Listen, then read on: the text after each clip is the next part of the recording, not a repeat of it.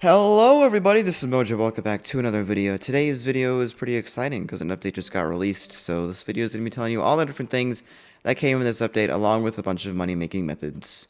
So yeah, let's get right into it. So first of all, we all know the Kuja just got a revamp, although it's not open yet, so I will maybe do another video on that. So the very first thing is the Lost Adventurer. He'll be right here. You can follow along with his quest and get some pretty good items. For instance, you can get the Void Sword, which gives you strength every piece of ender armor worn, and that includes all 8 pieces of the armor. So he's also going to say you need to get yourself all 8 pieces. So obviously you guys know how to get the ender set. You can just kill any enderman you see, and they all have 1% chance to drop the armor sets, armor pieces now, because they're now co-op soulbound, so you can't just buy it. Ender armor is now soulbound, so you kind of have to 20 mil for ender. Wow, okay. So the full thing is soulbound. And then he'll eventually ask you to find like all 8 pieces. One of these, I think it's the necklace, drops from Enderman. And then one of them you get from mining shiny blocks, which, let me find one here. Like this one of these. You can mine that, and it'll say Ender Node, and then tell you what you found. Eventually you'll get an Ender necklace. And then the other ones can be obtained from killing the Watchers and the Obsidian Defenders from the Dragon's Nest. So yeah, I just got an Ender necklace. Eventually you'll get a lot of these, so the first time it's annoying to get all of them, but after that you'll be getting so many. Another thing that they obviously updated is shiny blocks, because you see I'm killing a bunch of endermites.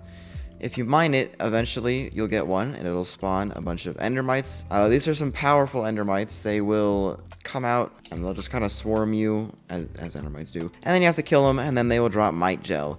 Now Might Gel has a lot of recipes, so it's a really good thing to grind because you can get a lot of stuff from it. Now personally, don't craft that, by the way. So you can craft all these like, you know, artifacts, the talisman, yeah. Now the talisman is for some reason 550 mil. That's because it's a ritual residue, which you can get from going to the altar. So to craft the talisman, which is what a lot of people want to get, you need to get ritual residue, which is this stuff right here. There's no crafting recipe for it, but if you come into this little area here, the slate, you can come to this thing, this nifty looking thing, and you can offer an item to sacrifice. So for instance, I'll just do this ender helmet, and you can click this button. It'll give you some dragon essence, definitely, if you sacrifice it, and then it'll give you something else along with that. Now I just got some ender pearls. Now, if you talk to this guy and you click this button, this will tell you all the different things you can sacrifice. Now, unfortunately, the only thing that doesn't give you residue is all the ender stuff. And then also obby chestplates, endstone bows. So all the really common drops don't. But all the armor has a chance. So yeah, all the dragon armor has a chance, and also an AOTD. And then you can sacrifice all those things just to get rid of them and get some free dragon essence. Pretty easy. And then right now, at least, you can sell your dragon essence for a lot of money. A lot of money. So that's how you get those. You have to sacrifice dragon armor to get ritual residue. And then you can use ritual residue in combination with Might Gel to get that new talisman. Another area is the Zealot Bruiser hideout. If you jump into the portal here, this nice area with a freaking dragon egg, as you can see, there's a lot of sweats here. Because these mobs called Zealot Bruisers are just zealots, but like with a lot more health. So that way, more endgame players are supposed to be able to come here and kill them without taking them away from mid-game players. But there's just a lot of endgame players here now. So the Dragon's Nest still has zealots in it, obviously. You can still kill the zealots. They still spawn special zealots, but if you can ever get to the point going to the Zealot Bruiser, that's just an area of where endgame players can grind for summoning eyes. The Bruisers have a higher chance of spawning a special zealot. So that's basically everything that's in the end. If you come over, there's also the NPC, the Lost Adventurer, that was just kind of wandering around for a bit. This guy, you can see all of your different stats for each dragon, how many dragons you spawned, and how many summoning eyes you've gotten.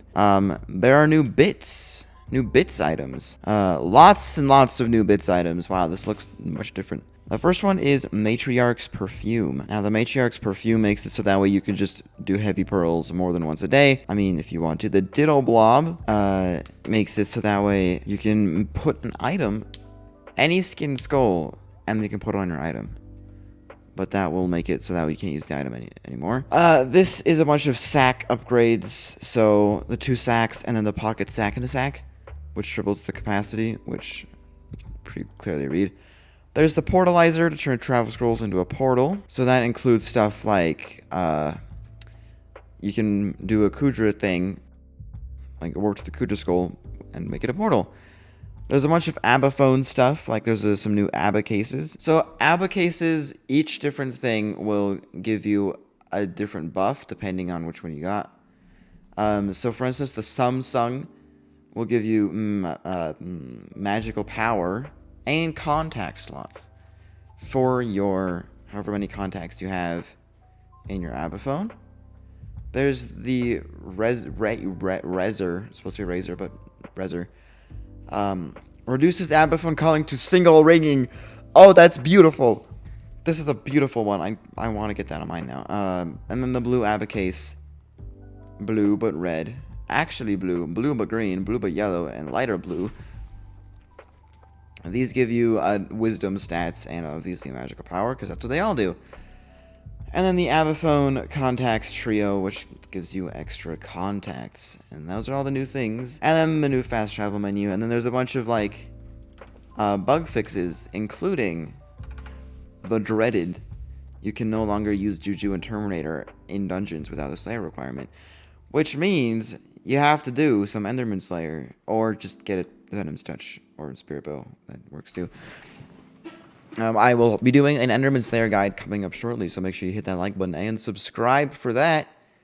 And with that, thanks for watching, and I'll see you all next time. Bye!